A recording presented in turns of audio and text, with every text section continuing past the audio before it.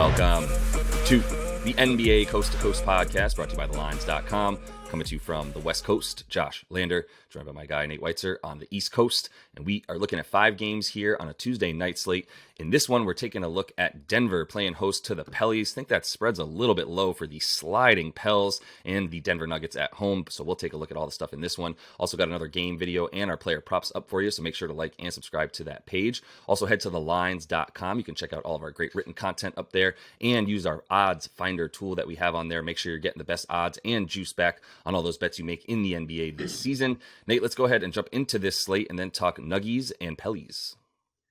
Yeah, and the other game we talk about, Miami plus 5.5 at Cleveland. Total's only 211, but, two of the better defensive teams out there, even if they haven't been up to snuff lately. Lakers are plus 3.5 at the Knicks. They're on a back-to-back. They rested LeBron and AD last night. We should expect those guys back here for that one in the Garden. Hornets plus 11 at the Bucks after stunning the Bucks at home earlier this month. The Clippers minus 3 at the Bulls.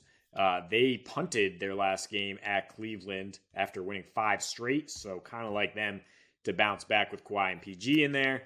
And then, Pelicans plus 6.5. It was 7.5, and I don't know who's betting on the Pels right now, but I guess they know the theory that they played them close in New Orleans, the Nuggets, a 99-98 win for the Nuggets the last time these teams met. And the Nuggets have, to be fair, lost their other 3 games in their last 4, with Joker sitting in 2 of those. I mean, the entire starting lineup sitting in one of those. And Joel Embiid just winning that matchup against Joker on Saturday, and that being the other loss. But now they're back home. Lost, 15 straight at home with the Joker. And then they lost to OKC without him. They've covered in everything since Christmas, except a weird, against Orlando, we often see teams overlook them, or that was a extra rest, and on a back-to-back against Minnesota. So 6-7 points isn't really a lot when you look at Denver winning by 9 points per game with a rest advantage, winning by 11 points per game, 6-2 against the spread with 2+ days off, and they've been off since Saturday. And you look at their recent, I looked at the game log after a road loss when they come back home, 2-1 against the spread their last 3. Had a close win over Charlotte, Miami. Those were a long time ago at this point. And then the most recent one was that 30-point win against the Clippers, where the Clippers punted by halftime. And the Pels, they can't afford to punt anything. They've lost 8 straight. They've fallen to 8th, but I just don't think they have the firepower to keep up in this one. In that span, they're scoring just 111. You look at their last 5 road games in that span, scoring 107. Rough offensive rating. Never a good 3-point shooting team, but even worse. Brandon Ingram's been back in there, but he is rusty as all hell. Scoring 17 points per game, 39% from 3, and 100 at the line for a 75 offensive rating. And he's still chucking at a 44% usage rate. So it's kind of thrown a wrench into their offense. Not that they don't need him without Zion. They absolutely need him. But he's a rhythm guy, and I don't think he's in rhythm yet. And the last time they went to Denver in March last year, they needed 38 from BI to keep it close, to send it to overtime.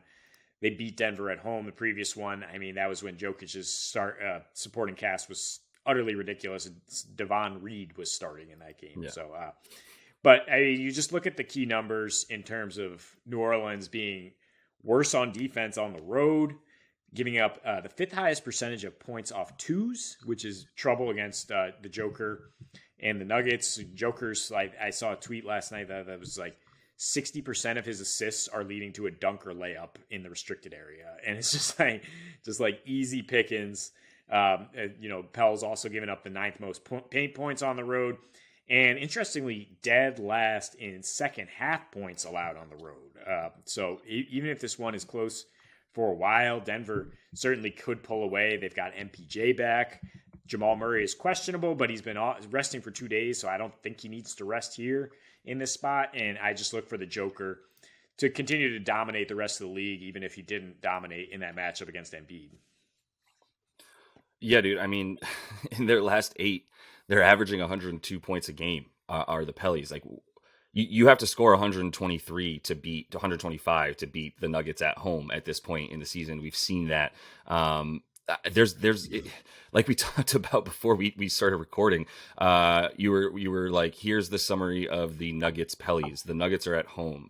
End of story. Like it is that easy at this point, and I think I'm happy to that they were sort of only won by 1 point in their last matchup against the Pellies. If that's the reason that people are betting on them, they had their whole squad. They were winning by double digits in the fourth quarter, were the Nuggets, and then they just kind of like stopped playing. And it was interesting because they only had at one point they had a 1 point spread in that game because they thought Joker wasn't going to play, and that spread stayed at about -1 for Denver, where I gobbled it up, and then they only won by 1 point because they were hemorrhaged points in the fourth quarter. Did the Nuggets, but I think there's something to be said for only being able to score 102.5 points, having the worst defensive rating, obviously, offensive rating in the league over their last 8, and like you said, the 3-point shooting is just awful, man. It's bad at this point, and it's all dependent on guys like Trey Murphy, Devontae Graham, whoever, just getting wide open. And the way that they get wide open is you have to either double Brandon Ingram closer to the baseline where he wants to be and get that shot off, or you've got to double Zion going to the rim. And